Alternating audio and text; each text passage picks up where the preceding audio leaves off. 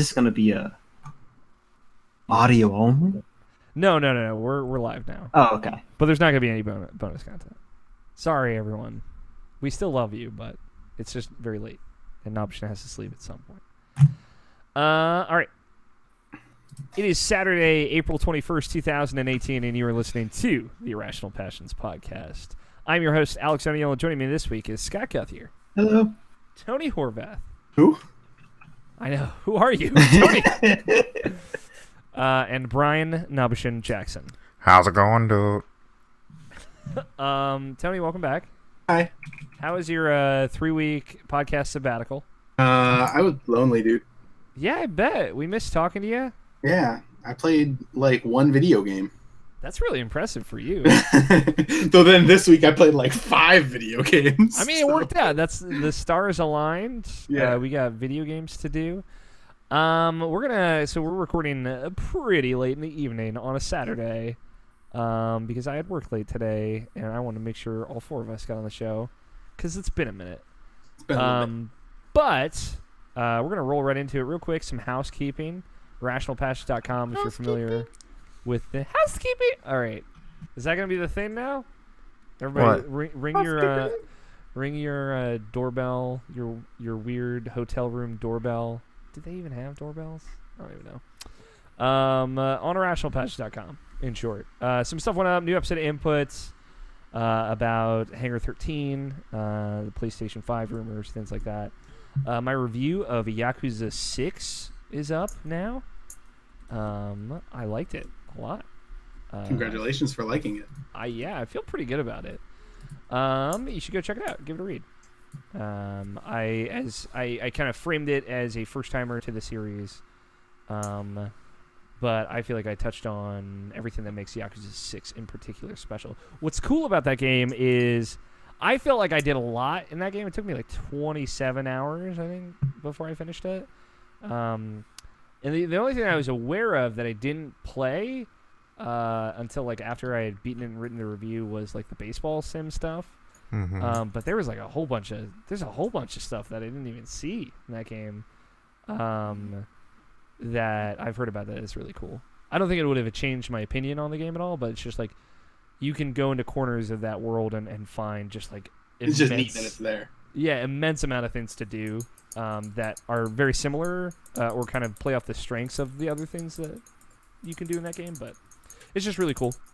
There's like a part-time bartender job that you can get, I guess. Mm-hmm. I didn't even get that. Yeah, who knows how to make drinks anyway? Yeah. That doesn't sound like your report at all, Timmy. No. That's the only stuff up on the site right now. That and all of our pack stuff, which you should still go check out if you haven't already. That's really it for housekeeping. Let's get right into video games. We got a lot of video games to talk about. Not a lot of news, not a lot of anything else really. I just want to talk about video games with my boys. Tony, it's been a minute. I can go first if you want. Yeah, I want to know what you've been playing. It's been a minute for sure. A lot of that has been Black Desert Online, as you know, as per usual. Yeah. But there have been a couple things kind of sneaking their way in. I've spent an incredibly massive amount of time at work recently. So basically, I'm at work, all the time, and then I fill it in whatever I can when I'm at home. So I've been playing Black Desert Online, and then I had a group of friends from Black Desert Online who were like, "Hey, you see this free game? It's called Deceit. You should download it. We should play it." And so I did, and it's a super neat game. I don't know if any of you guys have ever heard of it, but it was originally pay to play. Now it's free to play on Steam. It's a 6-player game. It's kind of like an infected game type version of the game where there are 6 players. 2 of them start as infected, and no one knows who's infected. The infected know each other and have a separate voice channel so they can talk to each other. But there are objectives you have to do, and the idea is to either, if you're innocent, to find who the infected are and kill both of them, and then escape on the 3rd night, basically. Okay. Or if you're infected, you need to kill all of the people, all the other 4 people without getting outed, or trap them all in by the end of the 3rd night. And there's a bunch of more mechanics and stuff that go into how the game works. But the idea is, 1 in 3 people is infected, and you need to kill them or die. and it's super neat. It's like it's like the classic kind of game of deception and stuff, and it's cool. There's a lot of interesting the entire idea is you need to lie to people and be really good at like you manipulating the game's mechanics or there are very specific tells to like if someone's infected because in order to transform into their infected body type at night they need to go around and drink blood bags that are scattered in specific spots around the map. So you could, if you see someone drink a blood bag, they're obviously infected. Or there's later on you can get a perk that tells you how, if you look at a drunk blood bag, how long it's been since someone drank it. So if someone just ran away from that area, you saw them, you go over and blood bag's gone, you're like, oh, this was drank 5 seconds ago. You know who's infected, right? So it's neat. Yeah, it's been a lot of fun. There's a ranked version of it that I haven't touched really. It's just like I play with 5 other people in a pre-made group of 6. It's kind of like playing Secret Hitler with your friends or something. Everyone's yelling at each other. It's a good time. Yeah, it sounds like a good time. Yeah, it really is. It's fun and it's free. So I like the more like dynamic objectives to those like mafia-like games. Yeah. That's cool. Kind of in the same vein with the same group of people, I'm playing this other game on Steam called Throne of Lies. Have you ever heard of Town of Salem? It's basically the same game, but just in a medieval setting instead of like a Salem witch trial setting. But the thing that makes it better, in my opinion, is that every like class variant has more to do. Because like in Town of Salem, if you get like some roles, like if you're like the fool or something, or the jester, your only thing that you can do is try and get yourself lynched during the day. And you just do nothing else. But like the version of that class in Throne of Lies has his own abilities, so he could make himself immune to getting killed at night twice, or every day he can force another player to say something, but they won't know they said it. Stuff like that. So it's cool. They kind of expanded on it. It's not a super popular game on Steam, but yeah, it's neat there's enough people playing it that you can get a game. Mm-hmm. So.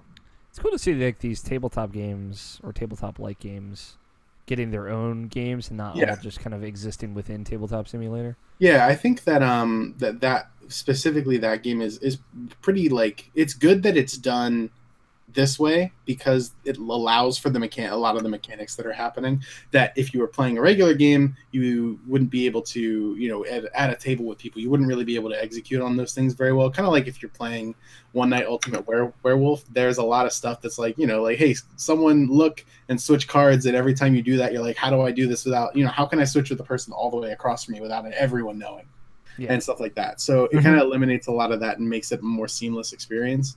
Plus, like on the playing on a PC, you can just alt tab into whatever else you were doing for the like 30 extra seconds that happen every now and then, where it's just like I had nothing to do in this 30 seconds. I could sit here, Black Desert or Online. I could alt tab into Black Desert Online. You know what the fuck you're doing, Tony? Yeah, of course. So yeah, I've been playing those a lot.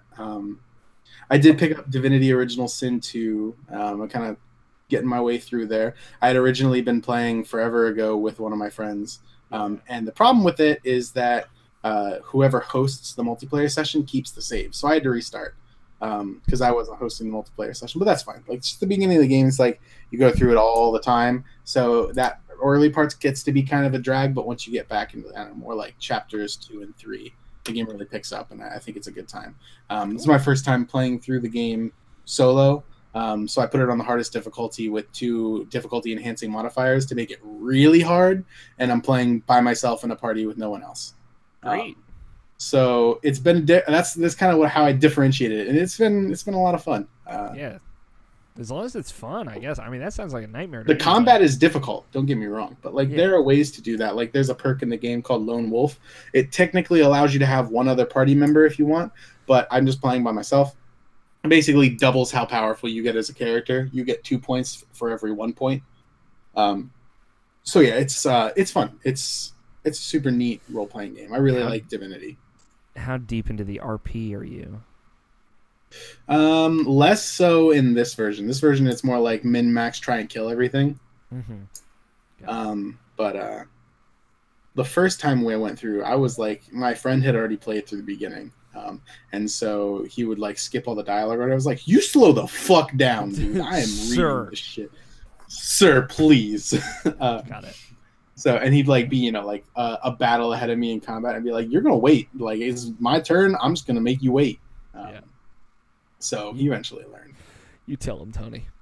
Yeah, that's right. So anyway, then like that was like most of the last like 2 weeks, and then this week kind of comes along, and I'm just doing the same shit.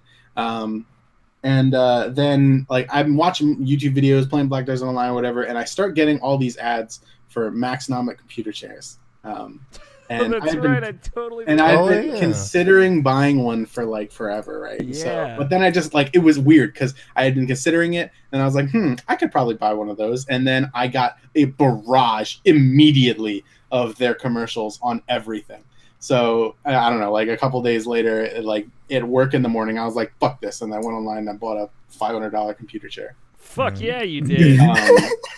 And it came in the mail 3 days ago now on Thursday. So you're balls deep into this chair. I'm sitting in it right now, and it is very comfortable. Is it very good? Give me the Tony Horvath bullet point review. What are the 3 most important things about this chair I need to know? Okay, so I'll leave the best for last. Number 1, it has a pillow that you can put on the part on the head part, and it's great. Nice. Number 2, the armrests adjust in like 8 different ways. So you can put them into exactly the way you want them to be. There's going to be 4 bullet points. Number 3, it's basically a race car chair, so it's very comfortable. And number 4, it scares me. Okay. I'm afraid of this chair, and I'll tell you why. Because if there's like a lever on the side, right? And all office chairs the chair will leave me. No. And if you turn it on, like that allows the chair to go back like 45 degrees, right? Got it. However, unlike almost every other office chair, there's also basically like the chair of your car, you can tilt the backrest up and down. All the way up from like a solid like 70-degree angle, which is like pushing you forward, back to 100 Oh, wait, hold on. no, Scott, it's fine. I'll go take care of that. Okay. All the way back to like 160-degree angle. So that's really far back. But the thing is, if you're all the way back at 160 degrees and you have that 45-degree tilt turned on, you can go back past to almost exactly vertical. Wow. And apparently, and I'm afraid to do this, you can do that and the chair does not fall over. Yeah, I'd be afraid to do that shit. I tried to do that. Like I put it all the way back and I was starting to lean back and I like my body said no.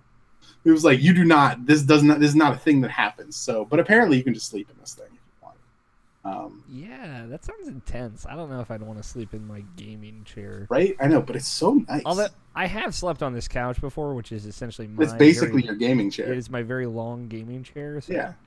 You gotta hold all that dick in that chair. It's got to be big. Oh gosh, how I've missed you, Tony. So yeah, I don't know, like super nice chair. Sounds nice.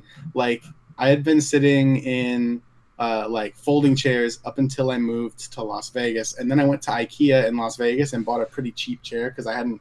Within like the first 2 weeks of me getting there, and I hadn't sorted out the whole working situation in Las Vegas yet. And so I bought this like $40 office chair that was a piece of fucking garbage, like you're sitting on plywood. And then I never got around to buying another one. And I left it in Las Vegas when I came back here.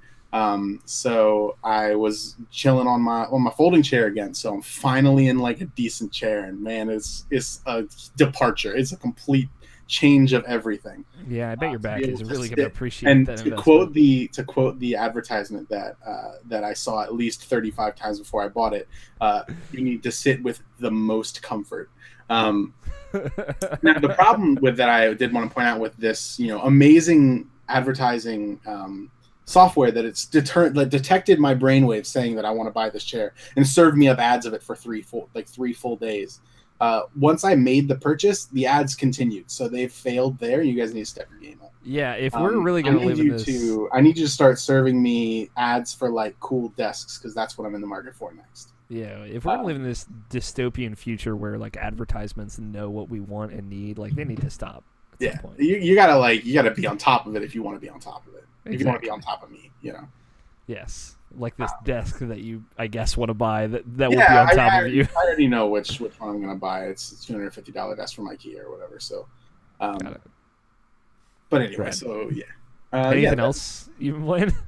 Yeah. So two more things. Scott the other day, and he's not here to talk about this right now, so that's okay. The other day, Scott and I were talking, as Scott and I are often known to do.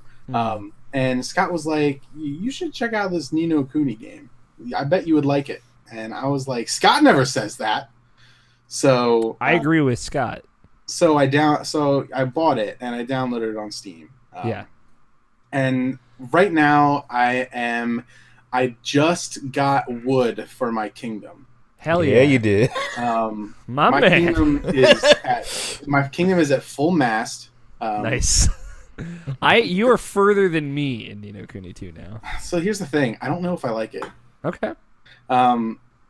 It's weird. Like, I went into it expecting basically exactly what it is, and wanting to be impressed because I was completely turned off by Ni no Kuni 1. Yeah. And from hearing, first of all, Scott's recommendation carries a huge amount of weight. Yes. And second, It shouldn't carry that much weight. it really should, because the amount of times you recommend games to me is Undertale and this. Yeah. So you've got a pretty hot streak right now. Yeah. So and also I'd been listening to the Giant Bombcast. I have a 29-minute commute back and forth to work, so I get through the podcast every week. Plus, I've started a bunch of other podcasts we could talk about. But anyway, so I went through it, and I think my biggest problem with it is I expected it to have more of, I want to say, like, what I'm used to in like a more mature JRPG Tales-like theme. Yeah. Where it completely isn't that. Yeah. It is exactly the same. Well, not exactly, but it is very similar to the tone of Ni no Kuni 1. Yes. And I think that was the biggest thing that turned me off of the game. So we'll see, right? Like, I already bought it, so I'll give it a couple more hours or whatever. I did really like the tactical, like, army system in it. Yeah, it seems cool.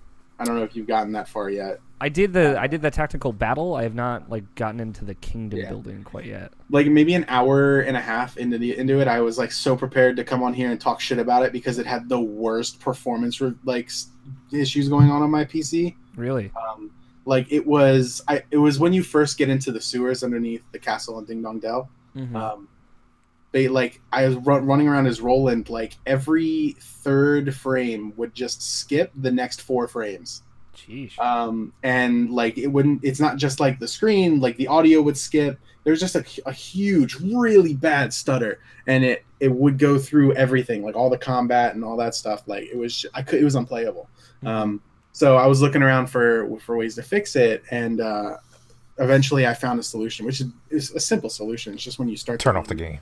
Well, yeah. Quit the game and never come back. Uninstall it. Uninstall your computer. Throw it out the window, straight into the garbage can. But yeah, so it's basically just turn the priority of the game in your like task manager up past normal, and then it solves all the problems. But so anyway, I turned it on, restarted the game, and it was fine from there. But yeah, I don't know. Like we'll see. There are some things about it that I like. I think the combat is okay. It's not my favorite. I think that some of the characters are cool. I really like Roland, but I really do not like King Evan. Okay. I don't know. I like the Pirate King guy. He's cool. Yeah. Luffy? Yeah. Yes. Luffy. Yeah. He's just looking for his one piece, But anyway, so yeah, I don't know. I'm gonna give it a little bit more time, but I want to say like a good 4.5 hours of gameplay into it, and it's just okay to me. So we'll see. I'm curious to see. I mean, they definitely seems like they're setting up Evan for like an arc here. So maybe that'll change and evolve as you. I play think more. the biggest realization for me of like this game was going to be exactly like Ni no Kuni 1 is when Evan gets his Kingmaker. I was just like, this is fucking stupid. That is a very Ni no Kuni 1. Yeah. Did you get to the part where he flies a plane? I've been in a plane a couple times, but maybe not when the Kingmaker flies a plane. Okay. I've not seen that either. It's a joke. I'm sorry. About our Evan. Oh God! Damn, we're so bad at this. I got to that part a couple of years ago, and I'm still afraid of it. Yeah, I'm still don't know how I feel about it. Undecided. Yeah. And finally, Scott and I were playing this video game right before the podcast. And it kind of goes like I don't know. I was like, okay, Black Desert Line is fucking boring right now. Ni no Kuni is like. Wasn't it it's always okay. boring? No. Okay, fair enough. But right now it's pretty boring. So like there's just I got nothing that I want to play right now. So what do I play? And my friend was like, "Hey, you want to play some League of Legends?" And I was like, Fuck. "All right." It is a dangerous path. So I installed League of Legends. As you know, it's like the third time that I've reinstalled League of Legends in the past like month to play like a game and then uninstall it. Yeah. So I just figured it was League uninstall this time. I played a couple games. Scott and I just played a game, and that's what you heard me talking about before the show started because he didn't honor me after our game that we won. Disappointing you, Scott. Yeah, right. No honor. I fucking threw tornadoes at bitches. But, And he landed them too. right. He didn't just throw; he landed. I'm proud of you, Tony. But yeah, as I said, it doesn't do anything. I was like, I joined the the Discord that Scott was in, and I was like, hey guys, what's up? And they're like, we're playing Solaris, and I was like, that's pretty rude that you didn't invite me, but I'm playing League of Legends. Yeah, they didn't invite me either. And I had to force my way into one of their games. Yeah, and Scott was like, and then Scott was asking like, you know, what character came out last time I played, and I was like, well, it's this Braum guy. And he's like, well, there's been 20 new ones since then, so good luck.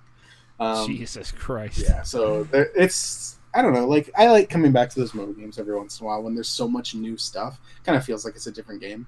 Yeah. And I'm far enough removed from Dota 2 where like the tighter field of vision of the map and like the weird mechanics of like being able to instantly turn on a dime and stuff like that don't completely throw me off.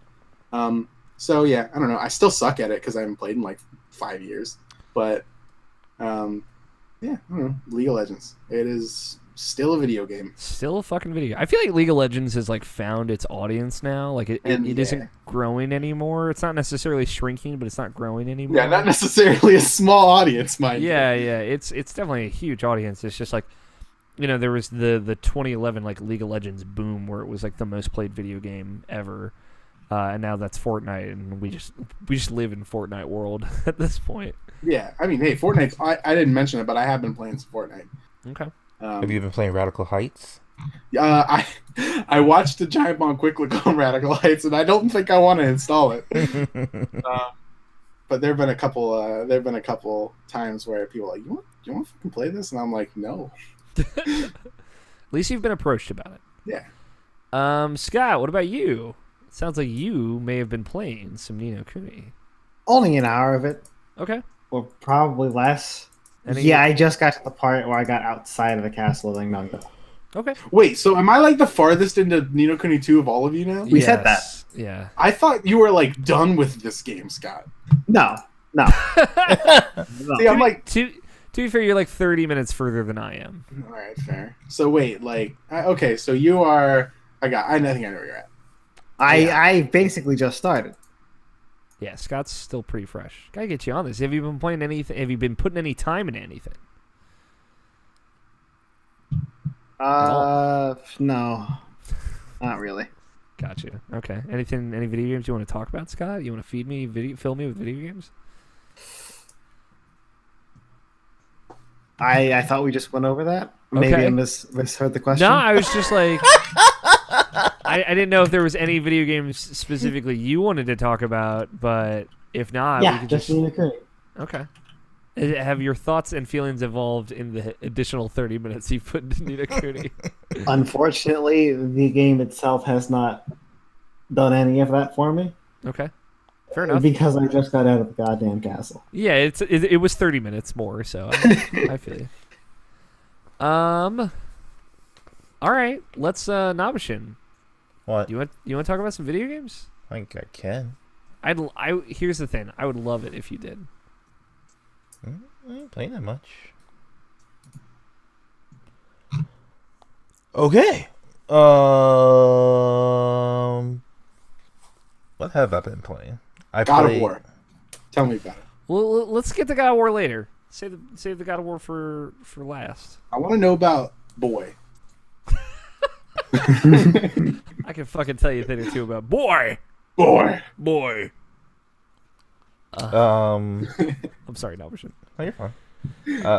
been playing more Red Dead Redemption. Got to Mexico, and then I stopped there. Wow, that's like a lot, right? I don't remember honestly, because like I remember like Mexico is always the thing that people always talk about in Red Dead Redemption. I completely forgot what the zeitgeist was about Mexico. Was that what I think Mexico was either like too long, or it's like way too big. It's something about Mexico that like Too takes long is what yeah. I've heard. Yeah, I think it takes forever. So I just got to Mexico, so Yeah. It interrupts the pacing of that game, from what I understand.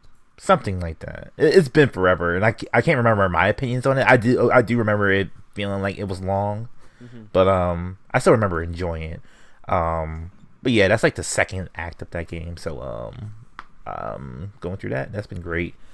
Cool. Other than that, more God of War 3 remaster. God, where did I stop at? Oh, I just did the Hercules part, which is like Great. probably that's probably like one of my favorite parts in that game. Mine as well, yeah. Yeah, it's like this vicious and visceral and all the cool things about God of War 3. And fucking what's his face played Hercules. Yeah. I don't know. Were you way into that live action Hercules show as well?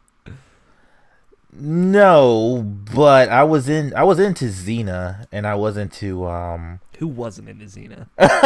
and I was into the Mortal Kombat live action TV show, which was like really a weird spin-off offshoot for that series, and like I love the way that series ended too, in the I weirdest never way. watched that. Yeah. It like somewhat spoiled, whatever, it doesn't matter, but like in the end, like all the heroes that like are like the heroes of that show just pretty much die. Like Nice. Shao Kahn killed them all. Nice. It was like, I think it was like a descendant of Liu Kang and like two other like people from the Mortal Kombat. They're randoms, like they're not actual characters. But I remember one of them being related to like Liu Kang. And like Shao Kahn just like went through all of them, like, yo, he's dead, she's dead, he's dead. And like Raiden is like there, just like this flabbergasted that like all his warriors like died. It was a great ending for that series. It sounds alright. Yeah. I've never seen any Mortal Kombat live action anything. I've not seen either of the movies or this TV show. The first movie's a good watch. Yeah. I was thinking about doing like the comedy button watch along for that at some point. Yeah, that'd be fun. Yeah. especially Raiden in that movie he's a hoot. It sounds like it. But yeah, I've done that, and but I'll get into it later when we talk about God of War. But, yeah. And other than that, I've been playing Metal Gear Solid, the first one. And that's been great. That's been awesome going through again. Like I was just gonna do it by myself and just like enjoy it by myself, like I usually do. But like Mark wanted me to stream it, so like anytime I've been playing that game, I actually been streaming it, and like it's so funny going through that game and like having Mark watch my stream, because all we do is just like this fucking like quote, just like Metal Gear Awesome quotes to each other, and just like and that's just been funny and great, because like that was like Ego Raptor's like first real thing that got him big, and that's like when me and Mark were really into Newgrounds, and like all we did was like watch Metal Gear Awesome and Metal Gear Awesome 2 like over and over again. We just quote that thing like constantly over and over again. So like I'm going through the game, and like we're just like saying like there's a Hindy like quotes, and like this a whole bunch of this dumb shit that we just keep just quoting to each other while we play the game, and we're just laughing our asses off. So that was a good like moment for us. It sounds alright. That's been great. I just beat Gray Fox, so that's pretty much where I'm at right now. So I'll be going through that eventually some more. Have you ever played Twin Snakes? I have. I think I played. Yeah, I did. I played Twin Snakes before I played the actual Metal Gear. And then when I went back to the actual Metal Gear, the first Metal Gear, because I could never play the PlayStation 1 version of it. Because like, here's the story. Okay. So like I said, like as much as like the PS3 wasn't that great, that awesome of a console, more or less, but like it was the console that introduced me to like a lot of things, as far as like trying different things. Like Uncharted was like my first shooter game I've ever played. So that was like a big moment for me. So like when Metal Gear Solid 4 was about to come out, I was like, okay, well I want to get into the series, so like let's fucking do this. So like that's when I was like I had all the time in the world, and it was like I just want to play everything. So like I decided to play from 1 to 2 to 3 to 4. Okay, I did that too. I didn't know that you had done that. Yep. Because I was in the zeitgeist for 4, right? No, I wasn't. Like I got 4 day 1, and I wasn't in the zeitgeist for that. But like like when 2 and 3 and 1 was even a thing. Like I never really like thought about it or knew about it or talked about it with anybody. Mark was a fan of the series though. Like he always played them, but like I don't know. Like for some reason, like I never like was there when he played those ones, except for 3. 3 was the one like I was more or less like in and out of his house when like he played that game, because he fucking loved 3. 3's his favorite, as well as mine, and like which I found out later on. But like I just never knew like how good that series was. But like I saw like whenever I saw Mark play like Metal Gear Solid 3, it was just like it was like one of those like weird things. It's like I'm just looking at this like, how do you even play this? Like it never like really like made sense in my mind, just like seeing like how that game moved around and how like it worked. But like it worked great, and like it was always like some really cool moments that I've seen every time you play that game.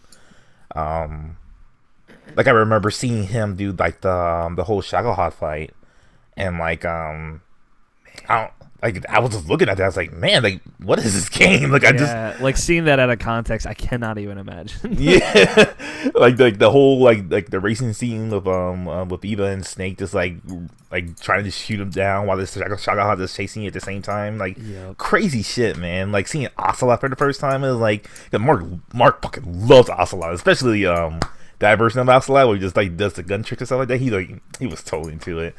But yeah, like that was like a whole thing. So like, okay, I'm gonna get into it. So I played Metal Gear Twin Snakes first, and I enjoyed that a lot.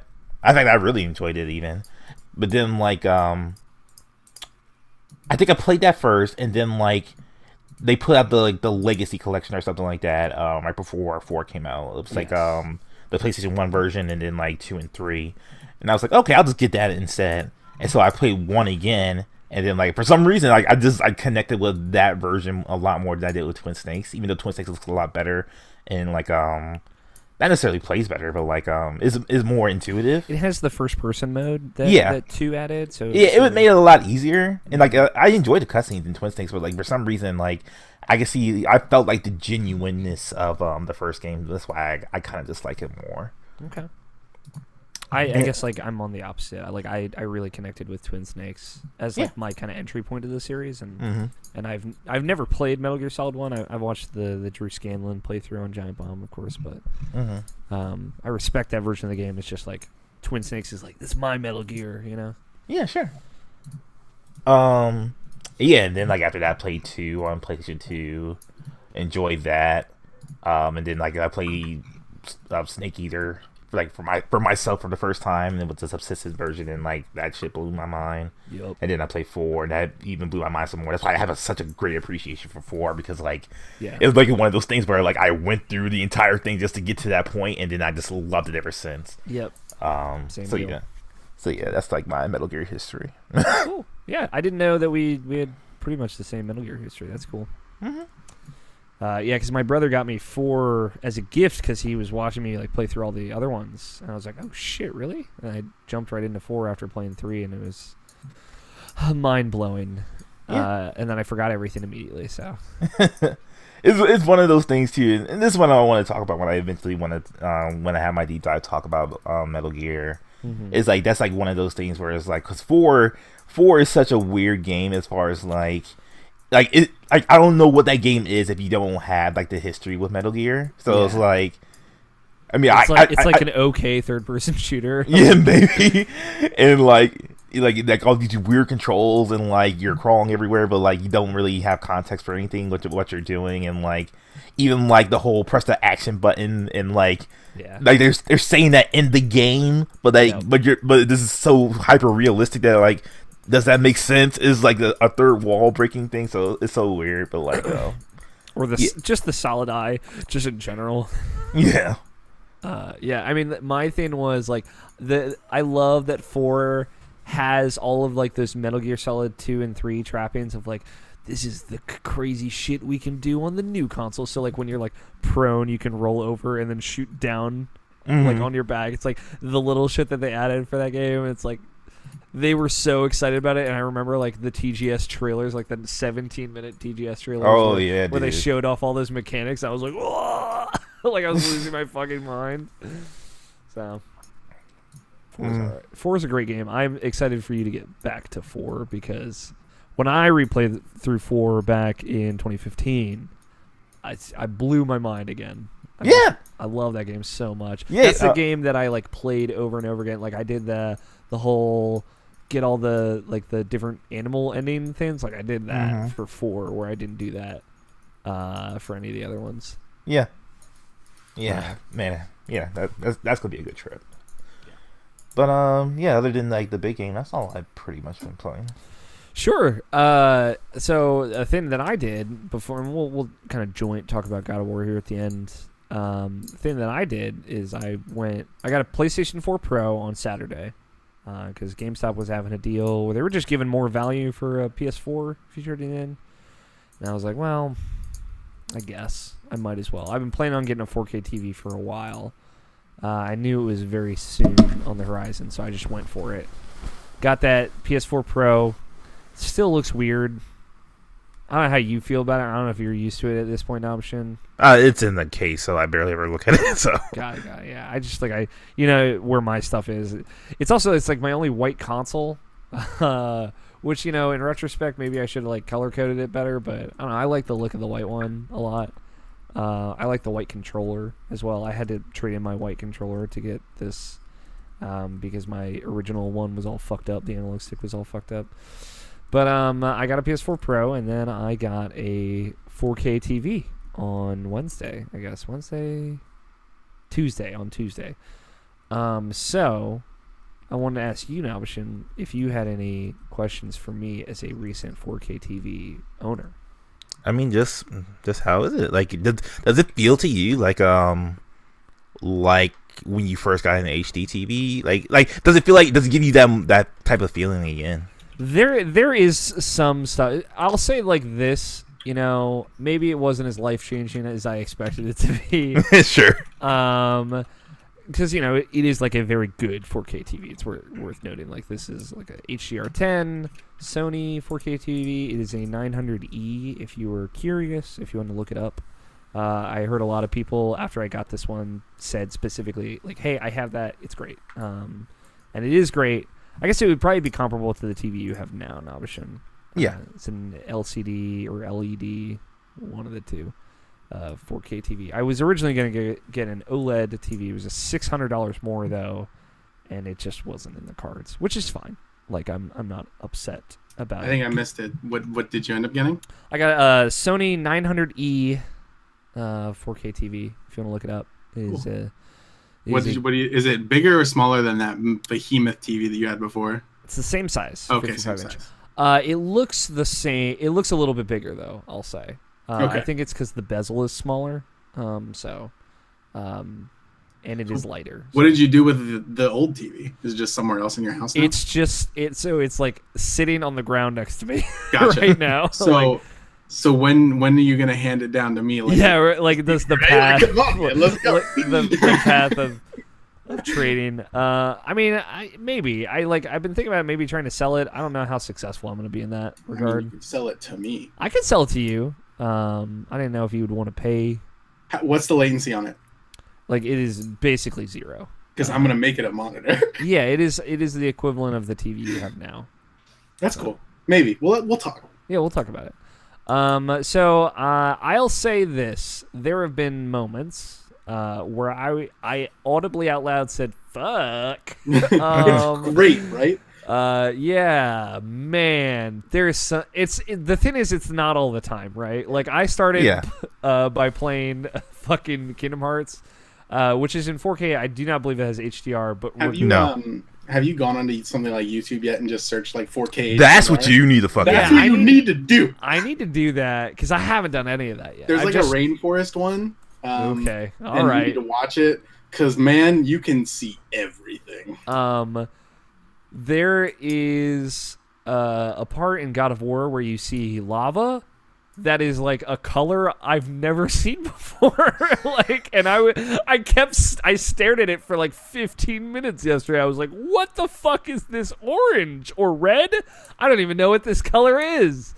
So yeah, like the shit about HDR is definitely true. There are moments with it's super noticeable with HDR where I'm like, fuck.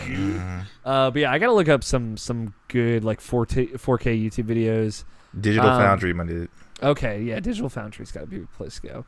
But yeah, there, regardless of things that are not HDR compatible, it just makes some things look better. I texted Nabishin Sora's red pockets with like no context or anything after I started playing around with it, and yeah, they just look good. They're good red. But yeah, it's I did the Gears of War 4 like half 4K, half HDR, half not. I'm like, man, this fucking non-HDR part just looks depressing as all hell. I don't know if I'm ruined yet, although I've always been pretty good at it. It's like when you're watching an anime and it's all like 2D animation, like really nice quality 2D animation, then they just decided in one random scene to add like a 3D animation character walking away from the foreground, and you're like, it's so noticeable that you can't look away. You're throwing up just everywhere. You're like, ugh, look at these weird 3D models. Yep, they did that in the Persona 5 animation, and I was not happy about it. Yeah, I've seen screenshots of that. I'm like, but yeah, I don't know if I'm ruined yet. I mean, obviously time will tell. Yeah. But I mean, have you looked at another TV yet since looking at that I haven't. That's the thing. I haven't had the opportunity. So you probably already are ruined. I'll say like the Persona 5 like theme I have on my PS4 just looks fucking red. Yeah. As hell. The UI for the Xbox One X fucking bonkers. Like, it's clear that they did a lot of work with HDR in just the user interface. So yeah, I don't know, man. There are moments. There are definitely times where like I remember that I realize that I'm just getting used to it, and then it'll hit me again. That's happened a lot during God of War. But yeah, there's some stuff. I'll say like games that I kind of jumped into and hoped I would see more of a difference. Like it might have been the level I was on, but I popped into Ratchet and Clank and I didn't like the HDR didn't like pop out to me that much. Uncharted didn't pop out too much. Like it still looked fucking crazy. At 4K alone, and I definitely noticed the 4K a little bit more than you would notice for me, like 720 to 1080, right? Sure. I think it stands out more than that. Yeah, I think the difference between 720 and 1080 just by itself is not that huge. Yeah, it's better. It's better for sure. But I've predominantly been playing Horizon and God of War this week, and oh, buddy, Horizon looks so good. Horizon looks fucking bonkers. Although Horizon looks so good that it makes the faces like more noticeably look like a little weird. Yeah, exactly. Like, okay, here's the thing: you got to go back to your non-HDR 4K TV and play the beginning section of Horizon up until you're not a child anymore. Yeah, dude, that child shit is child section in 4K. You're gonna be scarred on that game. Yeah, I mean, I did. I popped back into my save in Horizon. I was 20 hours in, not 14, and I realized man, it's been I don't know what the fuck I'm doing. It's been 14 months since I played this game, and I have no the fuck idea what's going on. And I was like, fuck, I have to restart. It wasn't that bad. I'm obviously not going to finish that game anytime soon because I started God of War. Hopefully I will go back and finish it. I will say this. Ni no Kuni 2 looks fucking crazy. But... yeah, 4K TV. Yeah, I've been running it very high on my PC as well. So I'm not really sure, if there's a huge like texture upgrade or anything for the PC. I haven't heard anything about that. Yeah, I don't know. It looks nice. But the HDR in Ni no Kuni 2 looks really good. It's a very colorful game to begin with. And it does have 4K as well. I was unsure when we talked to Barrett about it, but it definitely has 4K and HDR. Yeah. It's also weird, like some Nabishin sent me like right away before I even took it out of the box. He had me with the video on how to configure the HDR settings, which I appreciate. Some games you have to turn the HDR on the game level. Sometimes it'll do it automatically. Yeah. When Griffin and I got our 4K TV, like Navashin was on it, like immediately. It was like, this is what you do. Here's how you do it. Also, make sure you get the best deal. I was like, man, you're the best. Yeah, I appreciated it. But yeah, man, fuck. It looks good. I'll say that much. It looks really good.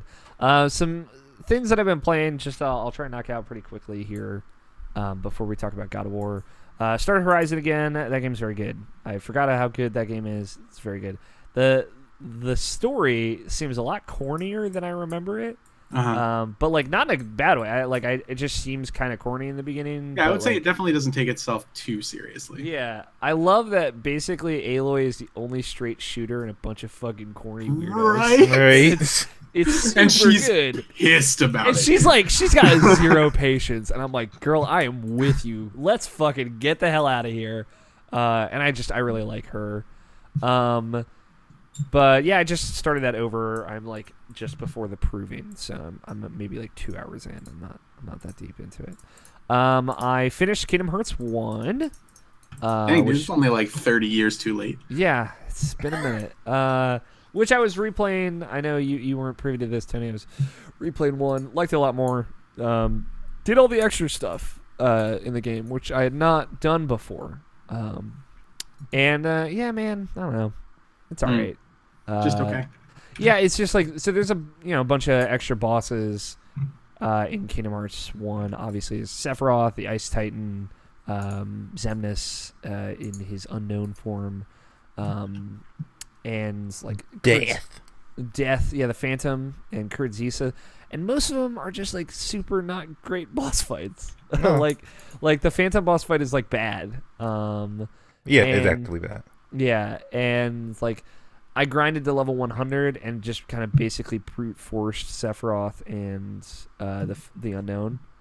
And the Unknown fight was actually really cool. I liked great. I liked how they presented a lot of Kingdom Hearts 2 and like even a little bit of Birth by Sleep mechanics in that fight. Like he has that seal ability that functions just like the fight with Terra. His seal ability on you. It seals all your commands. But I just brute forced it really. Like there was no, I grinded to level 100, which took a while, and then at the end of it, it was like, did all the synthesis stuff. It was cool. I'll say like, there's a lot of care put in. Like, there are like specific enemies in each world that are like, you have to do something in order to trigger and then defeat them. And they're in each world, and they're all different, and they're all pretty cool. So it was cool to actually see that stuff. I don't know. It was like the post game or end game optional bosses in Kingdom Hearts 2 are just so good that the Kingdom Hearts 1 end game bosses or optional bosses just can't hold a candle, I guess, to it. But I did start Kingdom Hearts 2 on critical mode, which I have not even attempted before. I am now. I just finished the 1,000 Heartless battle, so I'm about halfway through the game on critical, just blasting through it, just skipping everything, just going for it. And it's about what I expected. It's frustrating. Mostly like the encounters with enemies are frustrating versus the encounters with bosses. I wish they would have given you once more and second chance right from the get-go, but they don't. They just give you a whole bunch of extra AP and some abilities that like help item drops right from the get-go, which is nice. It helps like synthesis kind of speed along, but basically it's a lot like Proud Mode, a little bit harder, but you have half the health. I have a question, just real quick. Sorry, it's a little off topic. How many out of the 3 weeks that I missed over the past 3 weeks did you guys actually talk about Kingdom Hearts on the show, or was I just really unlucky when I'm the one that I'm back for? 2 of the 3 weeks you were gone. You guys are hopeless. I know. At least we're self-aware. But yeah, I don't know. Like Kingdom Hearts 2 critical. I'm glad I'm finally doing it. It's all I got left. I got really good at those gummy ship missions. I've been doing them, because you have to progress in that game, and I've gotten very good at them. So that's worst part of Kingdom Hearts. It's the worst part of Kingdom Hearts 1. It's not too bad in Kingdom Hearts 2. I know you haven't seen it in Kingdom Hearts 2, but it's better, at least. I just wonder what the fuck they're going to do in Kingdom Hearts 3. If it's even going to be in that game, which it might not be. We'll see. I'm pretty sure it is. It's got to be. They've already said the gummy ship's in that game, so you got to assume. But man, hopefully there's a hell of particle effects. All right, let's talk about God of War. Navisha, I want to know, how do you how much God of War have you played first? I went to another realm. Ooh, that's I've probably a done that. spoiler in itself. Saying that Yeah. or whatever. I mean, that's not too late in the game. I feel like we're past the point where it's like pre-release. How many gods has Kratos fucked up so far? I feel like that is a spoiler. It's not, but it is. I don't know. Okay, let me rephrase the question. How many gods do you expect Kratos to fuck up by the end of this game? Probably a good amount. I would say at least 4. At least they know why we come to God of War at this point, right? Yeah. I feel like we can at least talk a little bit about it a little bit more freely, Nabishin. Tell me about boy. What do you think? How do you feel about it? I think the game. I think it's fun. Mm-hmm. Do you have, complex feelings and thoughts that you'd like to share? Not really. I'm just enjoying it for what it is. And like I was kind of alluding to earlier, it's like I was talking about it later, but it was probably a mistake for me at least to play God of War 3 before I played this one. Yeah, I bet. Mostly because I'm remembering the reasons why I like God of War and when I played God of War 3. So seeing that being a complete Departure.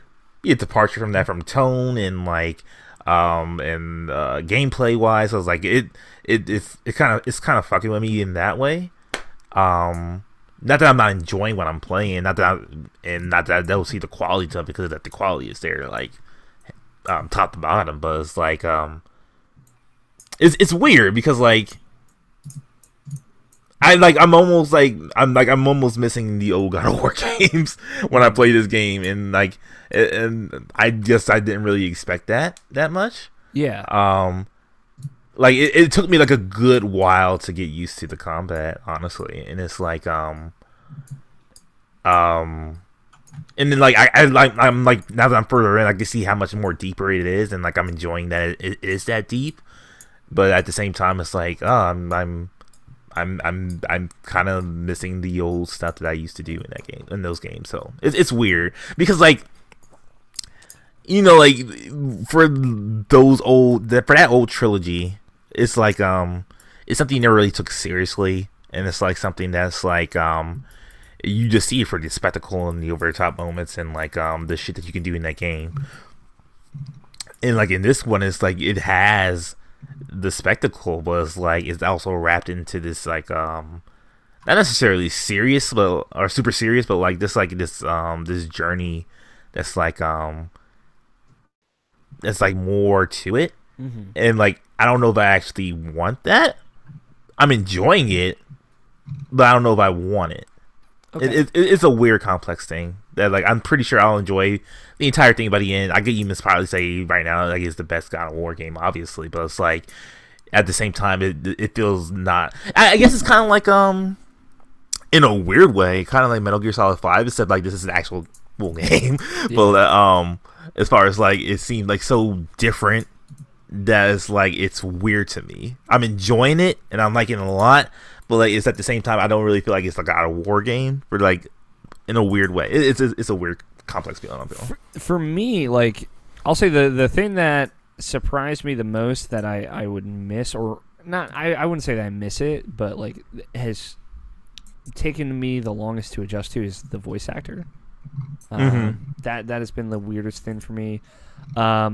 It's weird because I feel personally I think it totes the line of being very true to that character, while in a way that it's this amount of time has passed and this is what this character is like, and I believe it. Mm-hmm. Right, I believe it's the same character even though he acts very differently. I think it totes that line very well, and I believe that it's the same Kratos, right? Yeah. Even if the performance is a different actor, and it's also like he behaves very differently. He has enough moments where he's just like keeping it together, where I'm like, yup. Like, is he rocking like a dad bod now, or he's got a little dad bod. Like, I mean, he is as buff as he is before, but like, you know, he's got the beard. He's bald as hell. It feels it is weird that he has grown so much beard and yet still no hair, like at all. But and it's like it is a beard, like it goes out and down. Hell yeah. And he's definitely got some dad bod aspects to him. He is a little bit more round, but still very ripped. Like he'd still tear you in half, but like absolutely, he'd definitely tell a dad joke while doing it. Yeah, he's got a little dad jokes in him. Okay. There are definitely moments where he's like, "I'm always serious," and I'm like, "I know you are." Yeah, there's I don't know, like there's this exchange of stories that happens between Kratos and Atreus at some point. I don't know if you've gotten to that at all, Nabishan. Maybe, I'm not sure. It happens when you're in the boat. There's a boat that you use to navigate kind of like a hub-like area, and at some point Atreus will ask if Kratos knows any good stories. Okay, no. And Kratos starts telling some stories that are very good. Yeah, so like it's weird because immediately I got all of the things I didn't like about Kratos back at the beginning of that game, and I slowly started warming up to him as the game went on, which I feel like is kind of like the intent for folks like me that actively did not like Kratos before. And it's working really well. What I like is this game reminds me, and I am apparently not the first to make this comparison, but this game reminds me a ton of Darksiders, weirdly enough. I guess Jeff Gersman said that on the Bombcast, but I got a lot of Darksiders vibes in that, like the way Darksiders 2 worked specifically, the way like optional areas would open up and optional dungeons would open up, and the way loot kind of works, although there's a lot less loot in this than Darksiders 2, but the way kind of it handles its puzzles reminds me a lot of that game. Even the combat a little bit reminds me of Darksiders 2, but much better, like much higher production value. But that is like the most accurate comparison that has come to mind, at least for me. But I don't know. I really am enjoying it. I love the combat. It took me a while to get kind of okay at it. You have a lot of options at all times, and I really like that. But you're not forced to use all of them, right? It's not like Batman where it's like, okay, here's the stun baton guy, so I got to jump over him and hit him from behind, and here is the shield guy, so I've got to stun him and then jump over him and hit him from behind. It is like, all right, here's a heavy enemy. I have a couple of different ways I can come at this. How do I want to go about it? And one of those is maybe like I can use this area of effect attack to get everybody off me, throw my axe to the side, and punch this dude until I build like this stun meter, and then I can grab him, throw him. I can juggle him to keep him in the air. I can have Atreus try and keep him busy with arrows. It feels like it gives you a lot of options, and you can kind of tailor how you want to approach combat from there, which I really like. There's just like a lot of stuff in the menus. Like there's a lot going on. You've got your runes that let you like do AoE attacks pretty much, or like specials, which you can put experience into. You've got your skill trees, which you can put experience into. You've got your like each item and item rune or item like gems that you can like put experience into, and then you've got like all the crafting. You can go to your blacksmiths and craft different armor, and each armor set has like kind of different priorities, and then you can upgrade those or put more gems into them. It's just a whole lot going on, and that's a little overwhelming. But outside of that, man, I'm like very into it. Yeah, I don't know. I get where you're coming from though, Nabishin. I was expecting a departure, and I needed that for me to get into it. I'll say, like, it's one of those things. It's a bit of a slow burn, right? Like, it's very good Definitely. from the get go, but like I feel like only now, and I'm maybe like 9 hours into it because I got to play a lot yesterday. Maybe just now I'm starting to really start to peel back what's really special about it. And that's not a bad thing. Like, I just want people to expect to go into it getting, like, you start with a very good video game, and early on, kind of like the first boss fight that you have, the first real boss fight you have, I feel like is giving you a little bit of a hint at the kind of bonkers shit that you get to see later in that game. Mm-hmm. And boy, is that... I'm sure you know what I'm talking about, Namishin. Yeah. That is fucking incredible. That hit a lot of notes for me. I don't know what it did for you, but I really like that fight a lot. Yes, no, yay. Notes hit. No, it totally did. I'm just thinking still. But I'm trying to think, because like Huber from Easy Allies just recently did a whole playthrough of God of War 3, and like I remember like even when I recently played, and like I remember like I said, like the Hercules fight, and like I love that fight just because it's so much fun doing that, and all that moments, and like and that the way you beat Hercules at the end is like really, really cool and really graphic, and like I love that. And like obviously that big moment was in that I mean the big moment in God of War that you were alluding to, that is one of those moments for that game. Yeah. And then I think it's like everything else is just like it's not quite hitting that high, or is it more of it's not what you wanted or expected? I mean, like, it's weird because like I didn't know what to expect, really, because like I've been Media Blackhouse, just like the first reveal, or since they showed like the big giant snake, that's like the last thing I've ever seen from God of War. So it was like everything is new to me.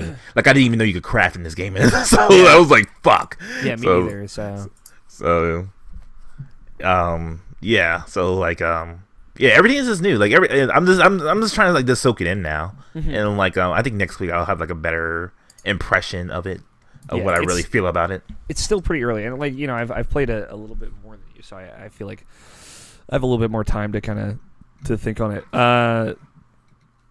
Yeah, I don't know. It's very cool. Like I would just say, like, I would just reiterate, it's a slow burn. It gives you that taste right up front. That is like, I love this too. That like, for the most part, there's one scene from the trailers, for the first 2 trailers that I've seen, that I haven't seen in the game yet. But like everything that they've shown that seems like very big tentpole moments across this very epic journey have all been pretty early on, actually. So I feel like a lot of, especially like the whole realm thing that you mentioned, like there's a lot in this game that they have not shown at all, or even hinted at, or even like giving you like an idea that it was coming, including this kind of early boss fight, and I've been really impressed by all that stuff. So it is full of surprises, and it's very cool. And even if it starts a little slow, like it builds itself and paces itself out very well. As far as like the boy level, there's a whole lot of boy, a whole lot of Kratos saying boy.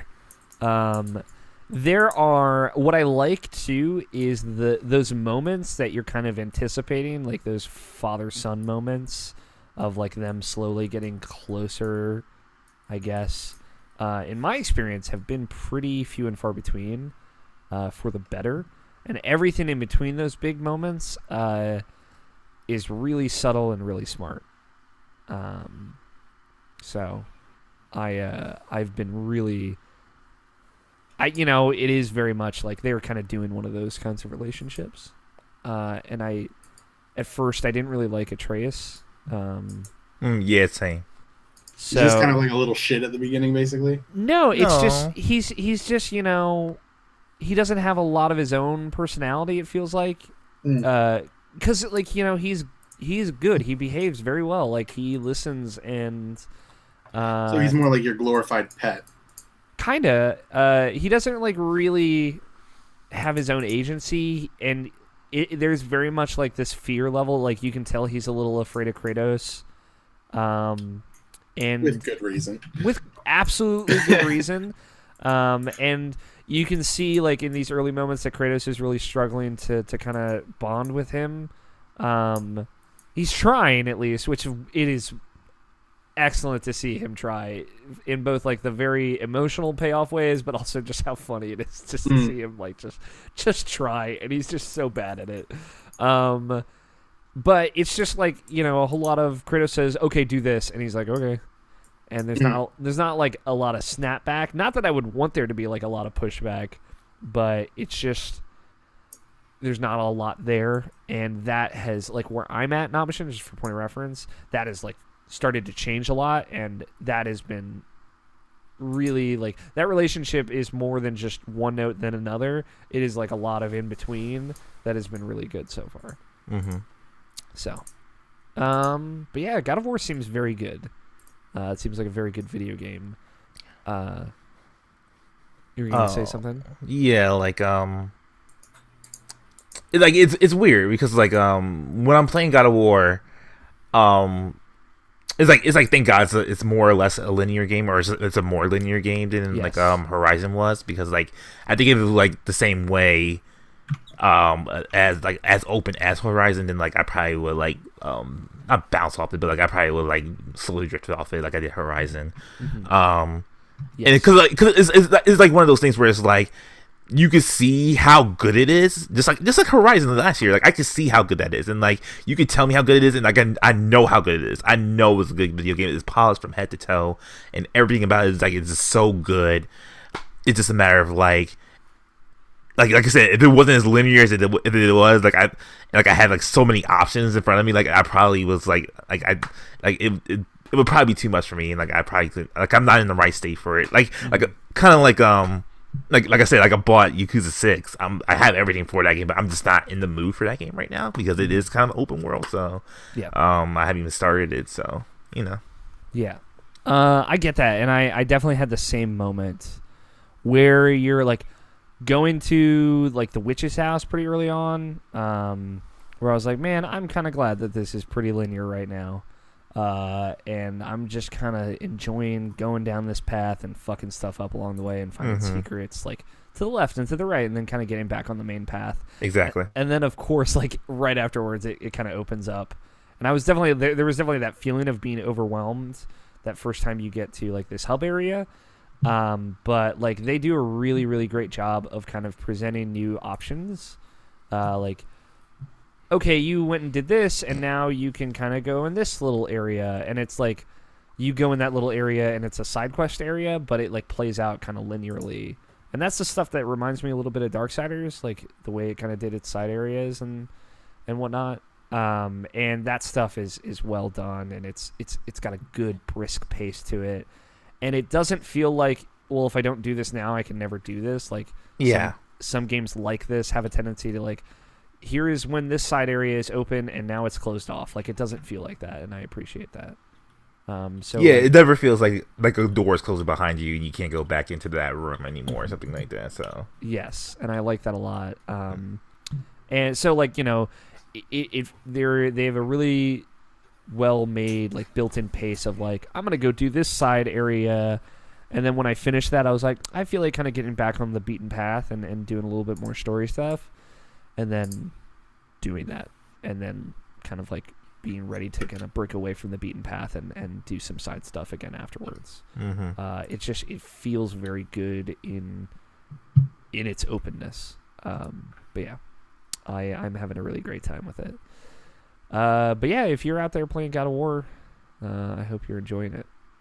That axe is really good too, NATO. He said in the chat. Yeah, the axe is very good.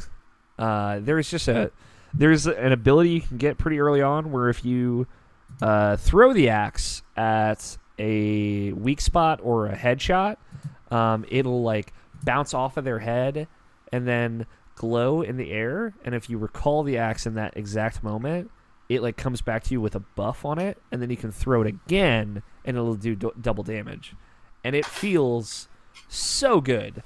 The other thing I'll say, I meant to mention it earlier. I think the reason I love the combat, it feels very, very labored. Like, it is intense. Like, it reminds me a lot of the Last of Us combat in that like every hit counts, and you feel every one of those hits. And like Kratos is like screaming and yelling during it, and I'm not even noticing it because I'm so in it. And it is just brutal, not in like a gore way. Like there's definitely plenty of gore. Like definitely split some dudes in half. I definitely flipped a guy up and then cut him in half. But it just feels like every swing of my axe is like a very heavy, powerful hit. And anytime it connects, it feels like it connects both back on me, the player, and Kratos, and then on the enemy as well. Yeah, I started this game on hard difficulty, or the next level up from normal, and like it got way too like brutal and like way too intense as far as like that seems like an actual struggle to like start that on hard. Because you have to get used to like doing parries and like getting used to everything else, and especially getting like mobbed on, because that's the thing in that game that happens a lot. People will fuck you up from behind if you are not paying attention. Yeah, they and like, do not care. That got too much on hard, so like I went back to normal, which I hardly ever do. So like but yeah, I've been enjoying it a lot more because I did that. It's where you're at now, where I finally hit my stride. Right? It was not until like the end of that area that you're in now, Nabashin, because like. They start throwing some weird shit at you there. Like, you've already seen it, I'm sure. And, yeah, I am now at a point where I feel confident in every battle. It took me a while to get here. I know Jared and Scott White on the writing team have been playing it from the get-go. And they've been having a good time. Really enjoying it. I've thought about it. Like, if it continues being a little bit easier for me, I might bump it up, but... I find it like a very good challenge on medium right now. So, yeah, video games are good, and so is God of War. And God of War is indeed a video game. But yeah, Darksiders. That's the game it reminds me of the most, I think. Remember when everybody was like, "Man, I want Zelda to go dark," and like that was the thing they wanted from Nintendo, and now no one cares about that anymore. Yeah. Well, that's kind of the weird thing about Zelda going dark is it did. Yeah. It did. It didn't go M-rated dark. But what happened in Ocarina of Time in Majora's Mask? Yeah, like Majora's Mask is like the most fucked up Zelda, even including Twilight Princess, the only T-rated Zelda. And that game is pretty fucked up in like very surprising ways, like orphaned children and like suicide pact kind of things and. Yeah, it's got some dark themes in there. That's it for video games, I think. Unless anybody has anything else. I'm trying to think. Oh, I played the Overwatch Retribution mode, which is like part of their current event. I liked it a lot. It's got like a cutscene that plays before, and like there's like a story. There's a cutscene that plays afterwards. And I never played the Uprising event, which is also ongoing. I have not played that yet, although now I have the opportunity to. But yeah, I really enjoyed that. I just played one round of it, but it was very cool. It's also like weird seeing like human NPCs in Overwatch like shooting, like squads of dudes rolling up and like going into squad formations and shooting, and then like getting murked. Because like all the NPCs in that game beforehand have been just like robots, and it's like, okay, they're moving like dumb robots, but these are like moving like dudes. It was weird. Overwatch is good, still like that game. That's it. You guys want to? We don't have a lot left in the second half of the show. Do you guys want to come back? We're gonna talk about Nintendo Labo. So here's the thing: none of us have Labo, as far as I know, unless Scott went and bought Labo.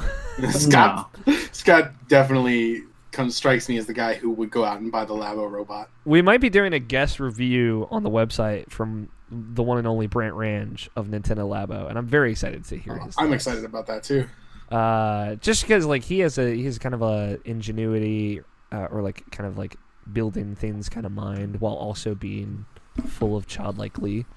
And I think he's gonna have a good time with Labo. I've heard it's pretty cool though. I watched Jeff Gerstmann make a robot for like 3 hours and not get done. I've not like I only saw some tweets. Some people tweeted at us, just saying, "Hey, Labo's cool." So I guess like some people like it. The best part of it though was like the first thing you make for the robot is the visor, and he wore it for the entire rest of the stream. So and it's Jeff, so like there's like that cynicism the entire time. Oof, man, it's an excellent stream if you watch the Giant Bomb building Nintendo Labo stream. I'm telling you, man, they do God's work. Like no one else like gets down and actually does it for like that. So. Yeah, dude, and like he didn't finish, so you know what the fuck they're doing on Monday. The piano that Brad made was pretty fucking cool, though. Yeah. Yeah, that's a cool thing that Nintendo's doing. Anyway, let's take a break. Yeah, I agree. When we come back, we'll talk about some news. We got a voicemail that we'll play, and then we'll throw it out. So we'll be back in just a little bit. Choo, choo, choo. All right, let me run and grab a drink of water. I'll be right back. Go for it. You know what? I will pee quickly. Yeah, I'll be back.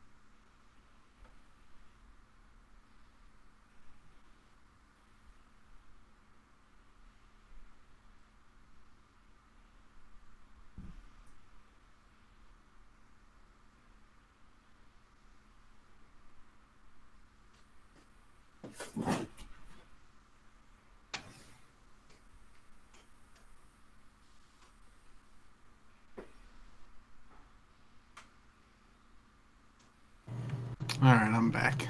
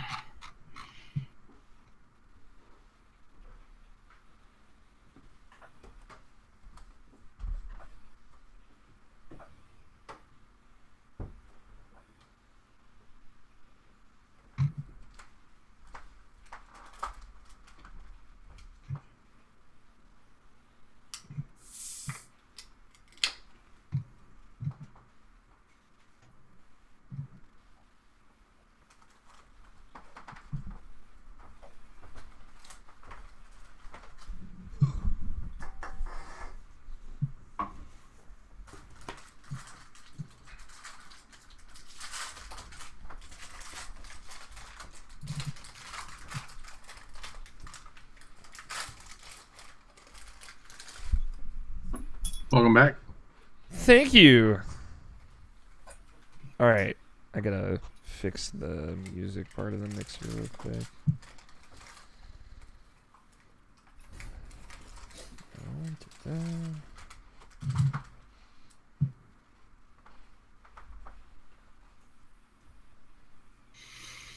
All right, let me know when you can hear music. So I assume you can't hear any right now? Nope, I would be letting you know. I'd probably be singing along, depending on the music.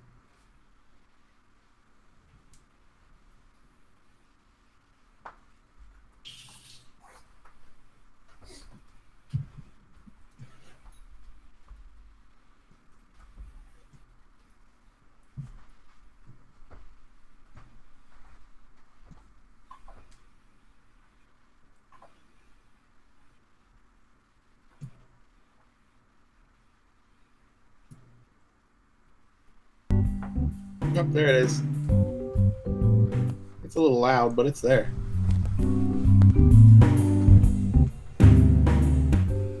How about now? Is it good volume now? Yeah.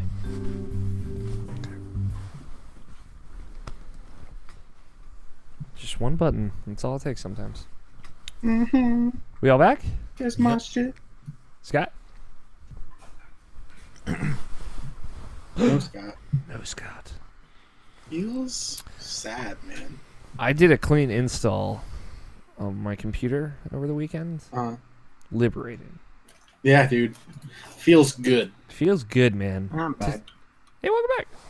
The one thing was, like, I realized I didn't have FileZilla. That was the application I forgot to re-download. But outside of that, I did pretty good getting everything back together.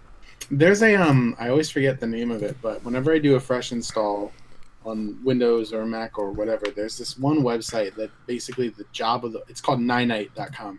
It just makes a pack of all of the essential programs that you can download and installs everything. Mm-hmm.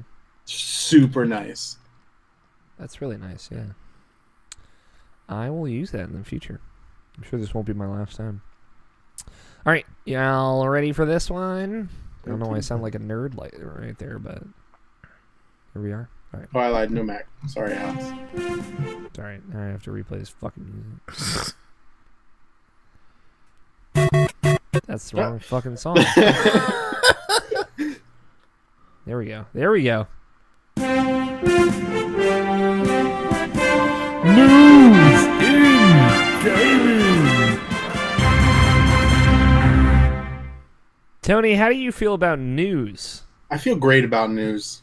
I'm still waiting for that new news song, though. You and me both. Someday. Yeah, right. Someday. So, Dark Souls Remastered for Switch got delayed. Oh, and no one was surprised. Yeah, I mean, I played it at PAX. A little rough. Yeah. A little rough. Which is, it's kind of what I expected. I feel like that is the harder version to nail down versus PS4 and Xbox One, which already had Dark Souls 3 Sure, on I it. think the limitations of the hardware are much stricter on the Switch. So. Mm-hmm. It was just a little framey as the thing. Like, I talked about it 2 weeks ago, I think. Like, they fucked up the controls for that game. Basically, like, I guess Nintendo is a thing where, like, A has to be confirm, but A is the right button on the face buttons. Whereas normally confirm in the Dark Souls games has always been mapped to either X or A on an Xbox controller, which on the Switch is B, the bottom button. So a lot of times you would hit A to open a menu, and then from there you would hit B to select or confirm in that menu. It's very confusing and terrible. Just in general, it was very bad. But so yeah, this has now been. It was initially May 25th. Which is still the date for the PS4 or Xbox One versions of Dark Souls Remastered. But now both the Switch version and the Solaire Amiibo. Man, I want that. Boy, do I want that as well. But both have been delayed till quote-unquote summer 2018. It is being done by a studio outside of From Software. It's worth noting. But yeah, that's really all we know now. I'm not surprised terribly, but it's a bit of a bummer. That was the version I was looking to get. But I'm probably just going to get it on PS4 now and have a jolly old time at 60 frames per second. I wonder if that game will have like 4K or anything. I imagine it will. It's 4K. Rad. Now I live in this 4K world. Hey, it's like you got to know every time the new thing's coming out. The question is, can I use this? Yeah, this PS4 Pro, this 4K TV, can I use this? But yeah, I wonder if that'll have HDR. Better question. I think so. I think it does. I think 4K is much more common than HDR now. So. Yes. Here's the thing I'll say. I didn't say it in the first segment about my 4K TV. Light and dark. That is a thing that has been drastically enhanced. Dude, the darks are so dark. Yeah, it'll just straight up turn off parts of my TV in order to make things darker. and I am fucking here for it. Let me tell you, but like pure white is like astonishing. It's like right. It's so bright. You're it's like, it's like actually I'm being looking at. cleansed. Yeah, it's like I feel like it's burning away the fucking nerddom off my body. Yeah, but there have just been times where I'm looking at, like, there is also a part in God of War where you're looking at essentially pure light, and it is like blinding. It's intense, which is like right where you're at now, Michelle. It's like, it's pretty good. HDR pretty good. I'm waiting for that moment where you're like, you just go to a friend's house and be like, yo, let's watch some TV, and then it's like no, it'll be like upstairs, because we have a 4K TV upstairs that's non HDR. I go upstairs and I'm like, hey, let's watch Game of Thrones or something. I'm just sitting there like, man, fuck this. I will text you as soon as it happens. Now, You have your old TV, right? I do have my old TV. I can just plug it in. Plug it in upstairs and say, yeah. we're using this until everybody gets sick of it. Yeah. I'll tell you what, man. I haven't watched any TV in 4K either. So I'll look up some of those YouTube videos after. Dude, do it, seriously. YouTube and Netflix got some stuff on there. Let me actually just link you the one. Yeah, link me a good one. Because Griffin and I had this go-to video. Whenever anyone came to the house, he was like, put the video on. And I was like, you got it. Because when I picked it up at the Best Buy, they had this surfing video on that was definitely pretty bonkers. So we didn't really talk about it last week, even though like the news broke and we mentioned it, and we were like, oh, we should talk about this during news last week. The Sega did this whole thing.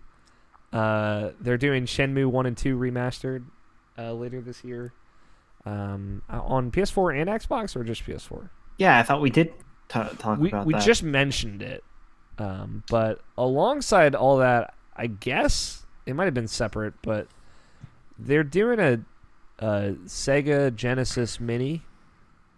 Or a Sega Master System Mini, depending on where you're from. And I guess, like, do we even know how many games are going to be on it, or anything about this? It's Mega Drive, not Master System. Mega Drive, you're right. Master System is like the original one, right? Yeah. It's going to have, at the very least, it will have Sonic the Hedgehog, Phantasy Star 4, and Streets of Rage 2 on it. Although There's a list out. there's got to be a list somewhere. Because I remember they'll have Sonic 3 and Knuckles on that one, and that's a thing. That sounds like a mistake. It is. But yeah, it is very much akin to the SNES Classic and the NES Classic that we've seen up until this point. And I don't know, there's not a lot known about it. Like, they haven't even said, like, I guess what hardware developer is making it. If it's like, I guess it's At Games is the one that it looks like to be. Apparently the official At Games Twitter account said that they were going to be making it, and then that tweet was deleted. So right now that's kind of the best we've got to go off of. But I guess it's called like previously Sega had done like the Genesis Flashback console is what they called it, which is a pretty good bad name. Mm-hmm. But yeah, this is just the Mega Drive Mini, which is the tentative name for now. Which is, yeah, I don't know. The Mega Drive came out 30 years ago. That's kind of crazy, right? This is just for you, right, Nabishin? Maybe like they already put out the best collection like on the last generation of consoles. Like the Sonic Ultimate Genesis collection. Mm-hmm. That had pretty much everything. I think they did have Sonic 3 and Knuckles on that one. I believe. I can't remember if it is or not. But like that was like the best collection they had. So like I guess like having like a mini console of that would be pretty great too. Like I would get that for it, honestly. Mm-hmm.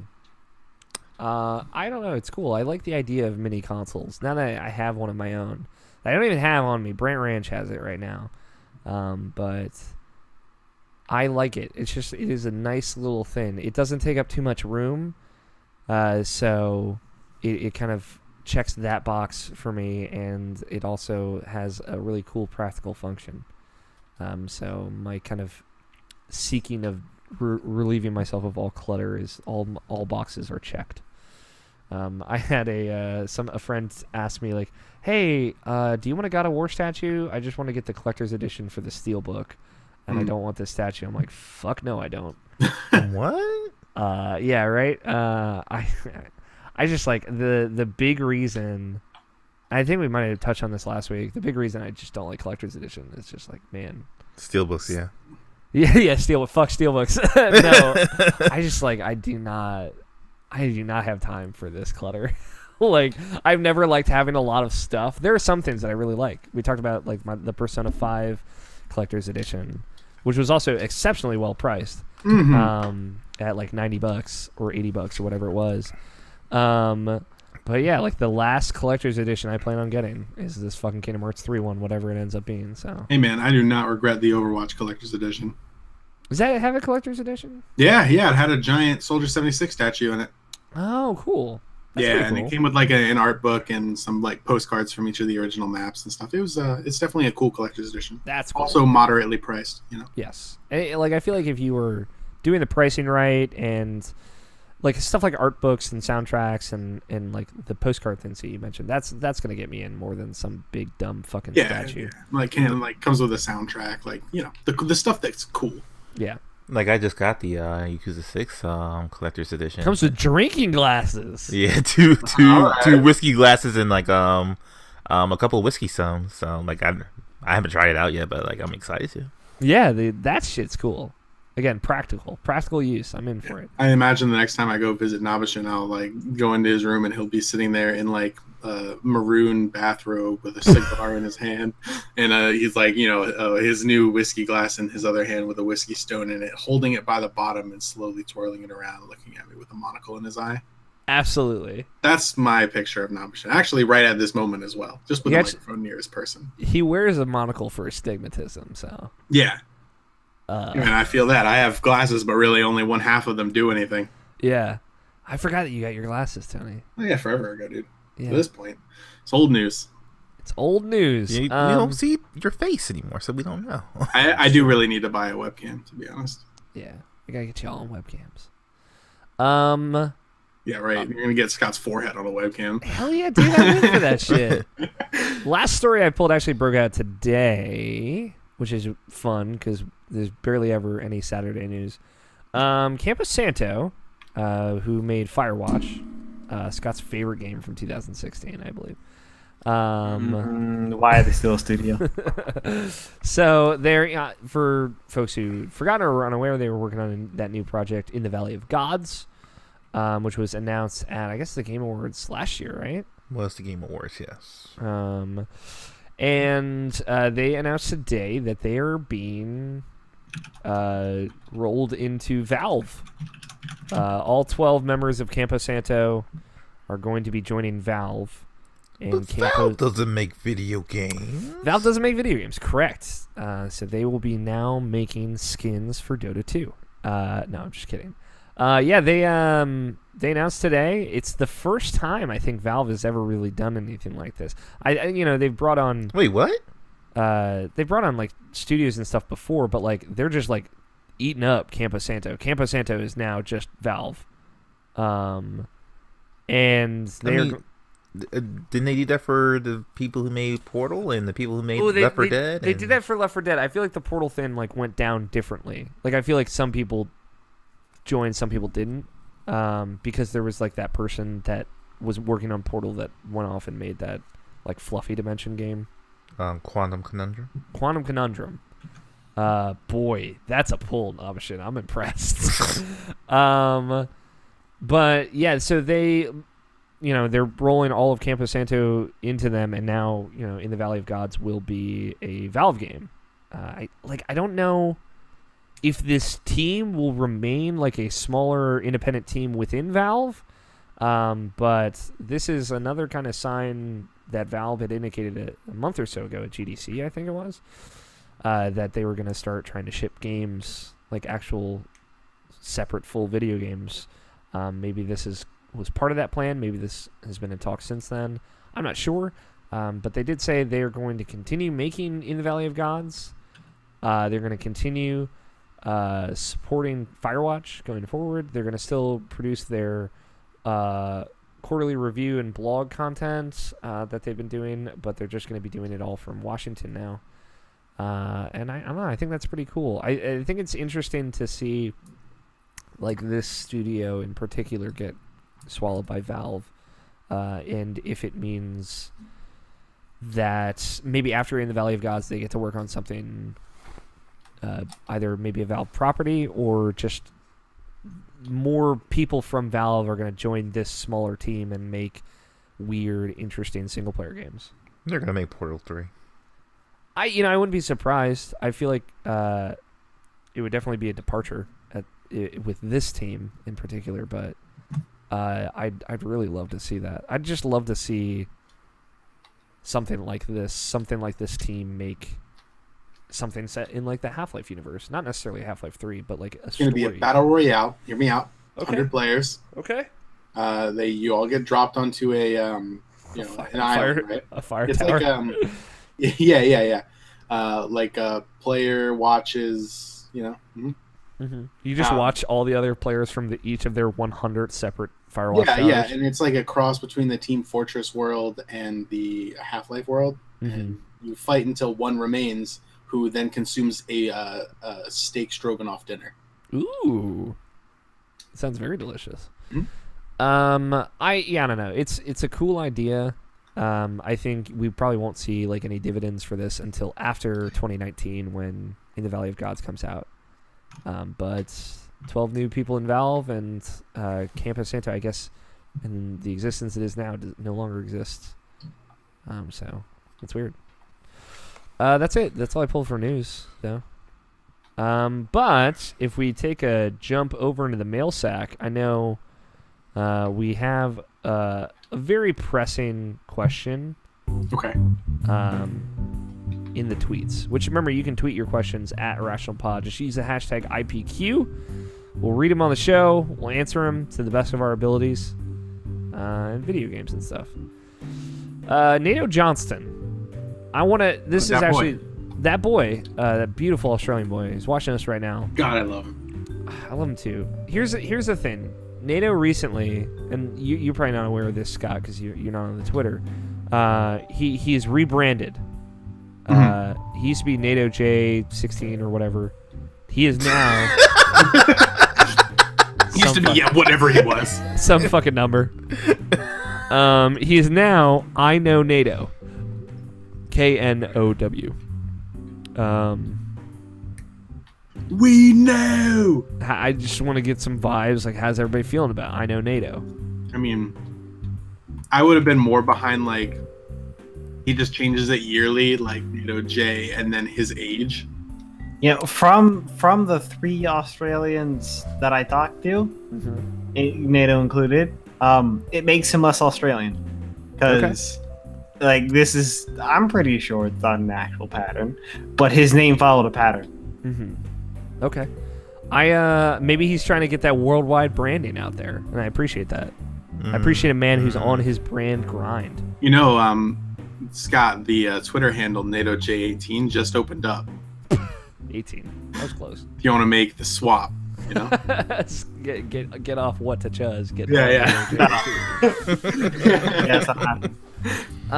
NATO Johnson at I Know NATO, all one word, tweets us saying, in honor of Dad of War, which video game character would you like to be your boy and tell them you're not ready? That's pretty good. Tony, if you could have a video game son. Gosh, that's a hard question because like I've thought about video game dads. Yeah, I've everyone never thought about video game sons. Kids in video games suck. Yeah, a lot of the time they do. Yeah. Just look at Heavy Rain, man. Nothing but bad kids in that game. It's true. And an origami killer. But if I had to pick a video game son who's not ready, specifically someone who you get to say is not ready, God, it's got to be Ryuji. Ooh, that's a good one. He's a nice rebellious one too, so you know there'd be a good dynamic there. Yeah. What about you, Scott? Do you have a video game son?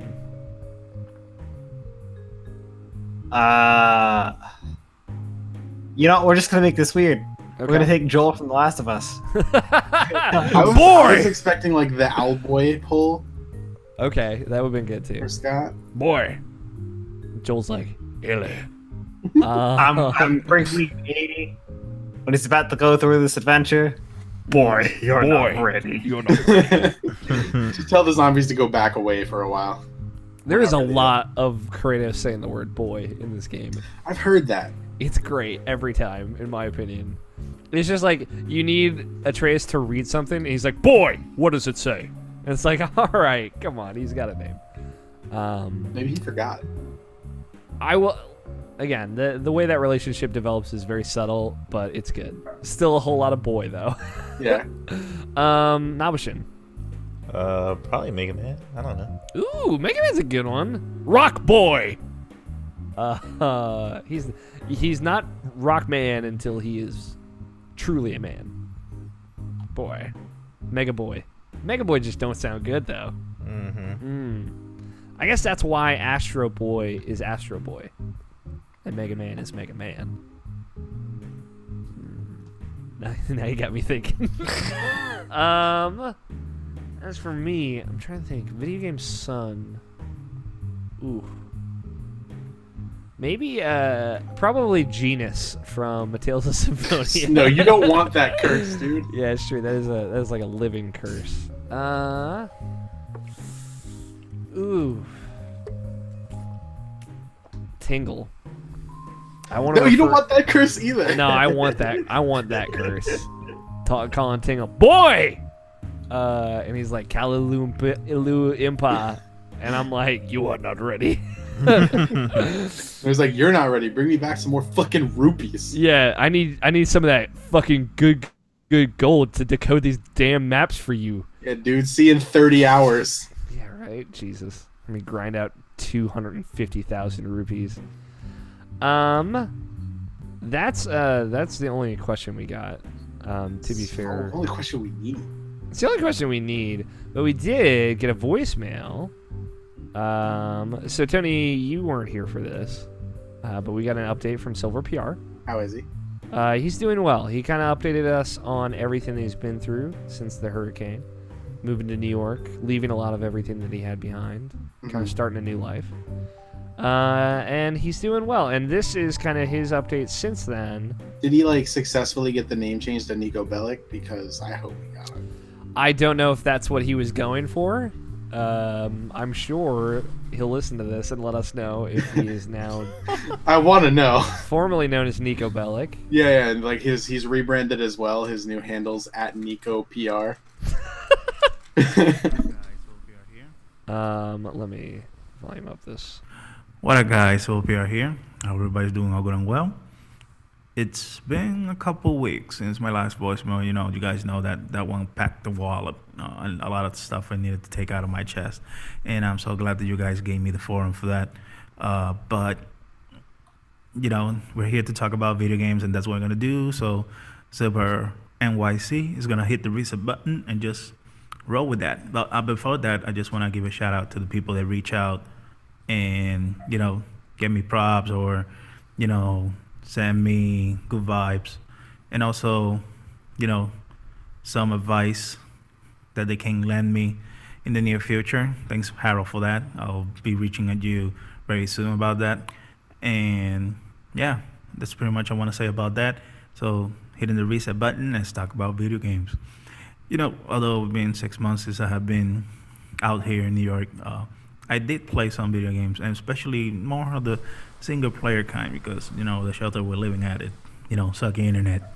So like terrible Overwatch experience, Street Fighter 5 bad experience, all those games are just bad experiences. And I have to stuck to things that are single player. So let's talk about those. I mean, most of the games that I pretty much bought them like in Black Friday, took advantage. So here we go. Okay. First of all, I did play some Everybody's Golf. Quite the fun game, it's pretty much hot shot golf. It's very, friendly for new beginners or people that don't understand all the rules of golf, and it's quite the good experience. The competitive, although I wish it had a little bit more of the hot shots vibe and not this new vibe that had. But regardless, it's a good, fun to play golf game. So I'm being having a kick out from time to time with that. Also, I did play Rise of the Tomb Raider, pretty much platinum that Nice. sucker. I did 100% everything. I don't remember if I platinum. No, I haven't platinum it yet. I platinum one that I'm gonna mention later on. That's the one that I'm thinking about. But I like the game. I like the story. Looking forward for the next iteration that finally is not gonna be exclusive. So hopefully everybody's gonna have a chance to play the conclusion of this origin trilogy, whatever they want to call it. And yeah, that's great. Another game that I played is Dirt 4 because I'm a sucker for rally games, especially the Cult Masters kind. And it's more dirt. If you like the past dirt games, I think there's a place here to have fun with them. I mean, it's a little bit more serious, but still has the arcade feel.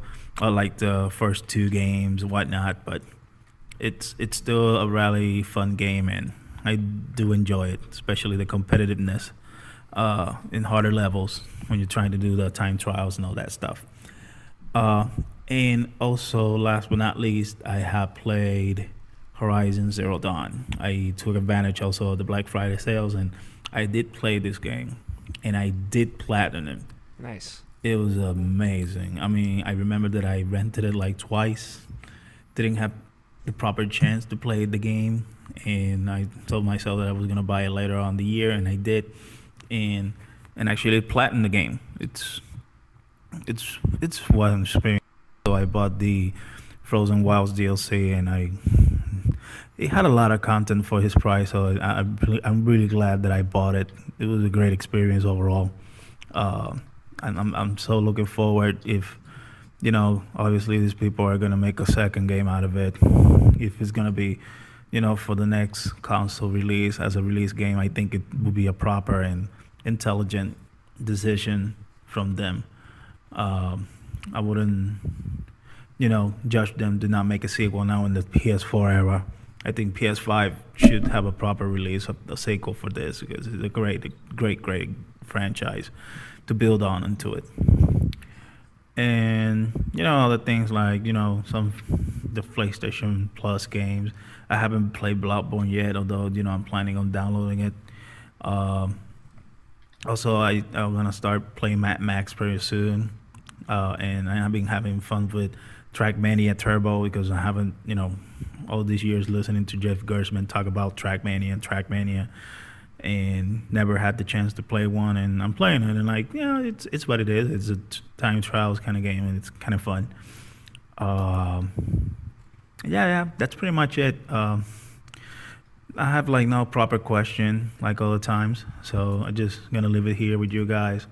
Maybe in the future we'll be more settled and get ready for more discussions that sometimes comes out of my head, and I like how you guys engage sometimes on my questions. So without further ado, have a fun one. Have a happy weekend. Silver NYC signing out. Thank you, Silver. We love you very much. Yeah, sounds like you got a lot on your plate. Buddy. Yeah. As someone who's also kind of getting to Horizon again right now, I'm with you. Very good, very good. I'm very excited to see where they build off of that game and that franchise. That's it though. That's all we Glad got. to hear the update. Yeah. The update. Mm-hmm. Let us know. We're always down for a Silver NYC moment, as I guess they are now. Just to close it out real quick, you can follow the show and the website on Twitter at IrrationalPod. If you like the show, rate and review it on iTunes and Stitcher and Google Play, and check out our other shows like Input and Get Acquainted. For everything else, just go to IrrationalPod.com. It's the place to be. And if you want to send in a voicemail like Silver did, 404-590-1337 is the voicemail line. But now all that bullshit's out of the way. It's time for bets. Oh shit. Now, Tony, here's the thing. Scott, I'm sorry, man. You've been flying solo for a while, huh? Here's the thing, Tony. We need your meme team.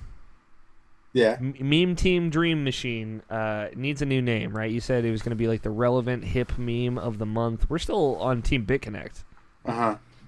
So we need an update. What is the meme Dream Team? What's the name? Fuck, man. Like, here's the thing: when you're at work so much, it's hard to keep up with them. You don't have memes. you don't have time to keep up with all these fucking memes, dude. Is it like the Twitter sparkles? Is that like the? Is that like the current meme? I think we're gonna have to roll with Team BitConnect for one more week, and next week I'm gonna have to do some research. Okay. Because that's the thing. I know about a bunch of memes, but they're hard to translate into the names. Like very hard. I can't do 1 and 2 words. And that's kind of a deal breaker. I get that, I really do, and that's why I understand. You guys got time. Don't worry about it. We'll Team BitConnect for a little longer. I guess there is one I can do into 1 word. Okay. Droog. I don't know what that is. Not a lot of team It's either that or synergy. just Doog. I think there's an R in there. One of the two. Either way, you guys got a week to figure it out. Yeah. I have confidence in you, Tony. I'll get my shit together. Don't worry. You'll be fine. But let's talk about next week's bet. So I got great news for all of you. Hold on. Okay. How can we not see this one? We're now Team Zuck. Oh, true shit. Can we just go with the full Team Zuckerberg? I like Team Zuck. It does flow off the tongue. But you guys, it's up to you guys. Team Zuckerberg or Team Zuck? I don't know. That guy is like an ephemeral angel, Those are words. I don't know if I would use to describe it. I believe as the meme goes, it is robot or lizard, or mostly alien. robot, or both. Yeah. Or both. All right, Team Zuck it is. Zuck it up. Zuck it up, boys. Next week's guys, Galgun 2 comes out. I am really like. You're buying it, right? Right? Well, it comes out on the 24th of April. Is it for Switch? For Switch. Okay. And PlayStation 4. It's already on PlayStation 4. It's on PS3. Is what this Wikipedia page says. Maybe it's getting reported to PS4. Hey man, listen, I don't live by Galgun's rules. Yeah, so. Galgun is a thing where is oh, that's coming out. I guess this is the world we live in. Is Galgun 2 is coming out on Switch. Anywhere you go, home, airplanes, wherever you want to be, I want to know all about your experience with Galgun. I really don't know what I want to do with Galgun. I don't even know if Galgun has a Twitter account. Normally, I feel like the social media aspect of this would be. Let's see, Gal. That was Galgun double piece on PlayStation 4. That's why I got. Okay. It just says Galgun 2 here. Let me see Galgun. I just searched Galgun social media, and I don't know if I'm really ready for. I wasn't ready for the results as it turns out. Well, Galgun 2 here, double piece here for it.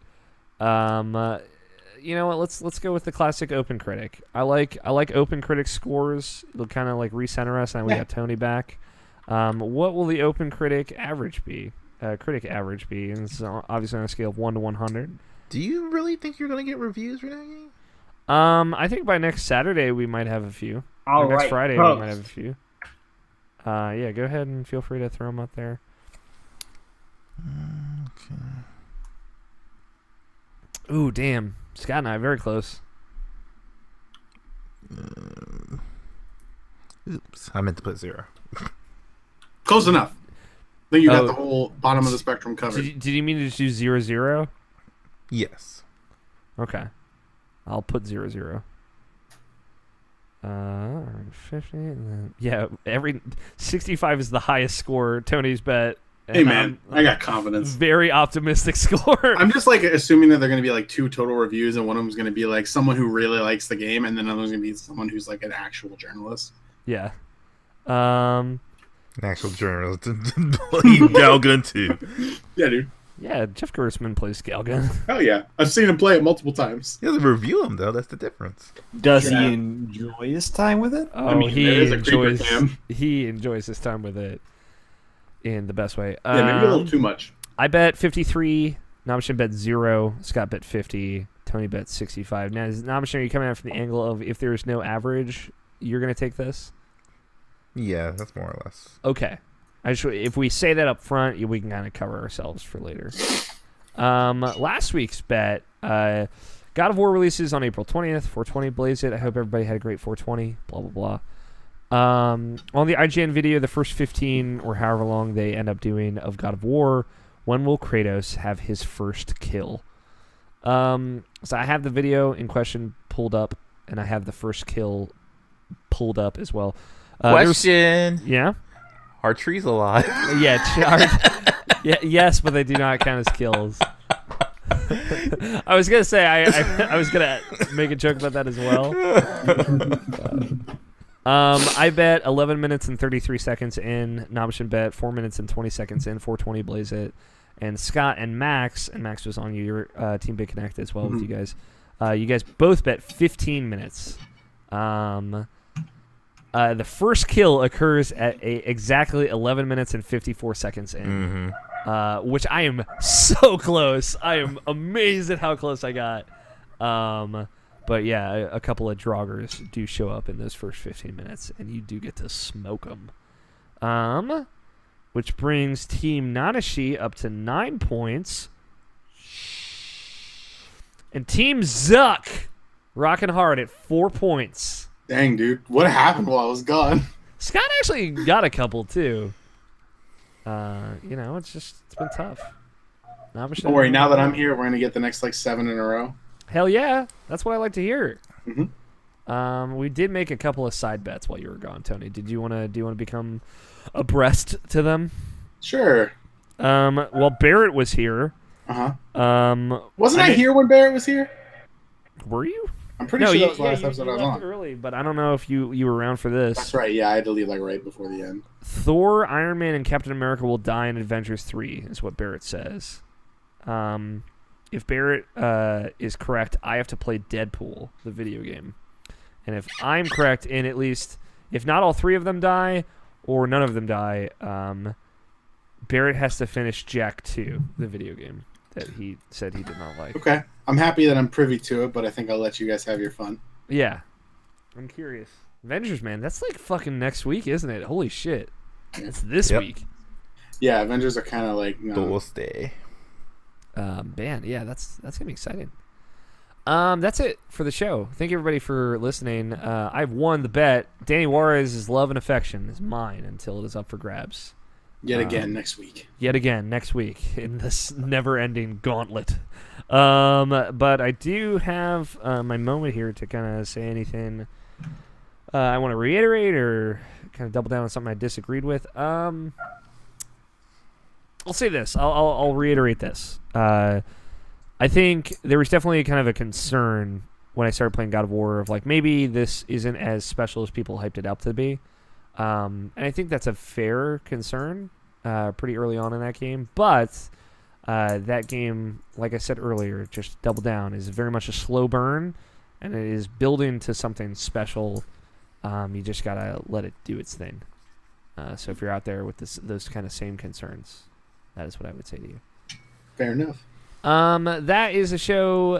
Thank you everybody for listening. Thanks to the folks who tuned in live, kind of stuck with us for this whole show.